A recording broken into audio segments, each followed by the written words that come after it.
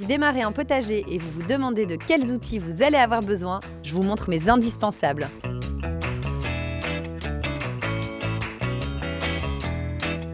Premier truc que j'utilise tout le temps, une pelle à main ou un transplantoir. Elle me sert vraiment beaucoup, soit pour retirer les mauvaises herbes, soit systématiquement pour repiquer mes plants. Un bon sécateur, ça vous en aurez besoin pendant toute la saison, par exemple pour couper toutes les branches mortes de vos petits fruitiers ou pour tailler vos arbustes. Le sécateur, ça permet aussi de venir couper toutes les cultures qui sont terminées sans les arracher et donc en laissant les racines dans le sol. Et ça, c'est bien utile.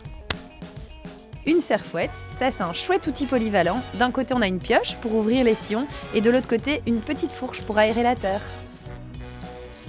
Un petit plantoir, ça c'est la version que vous trouverez dans le commerce. Après, ça fonctionne aussi très bien avec ce genre de petits bâtons.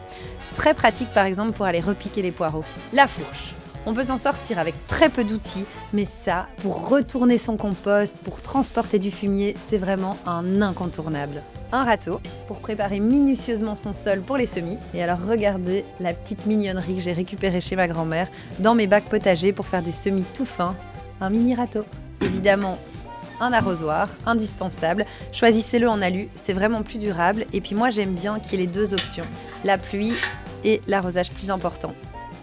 Et puis, je ne pouvais pas faire sans vous parler de ceci, la grelinette. C'est un peu la nouvelle bêche. Alors, celle-ci, je l'utilise encore pour faire des trous, par exemple pour planter des arbres.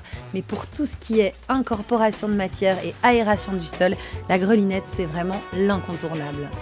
Plutôt que de retourner tout le sol à la bêche, ça permet vraiment d'aérer et de décompacter sans abîmer le sol, sans trop perturber la vie du sol. Et évidemment, n'hésitez pas à vous faciliter le travail avec une bonne brouette bien robuste. Je dis robuste parce que c'est important de choisir des outils de qualité pour qu'ils durent longtemps.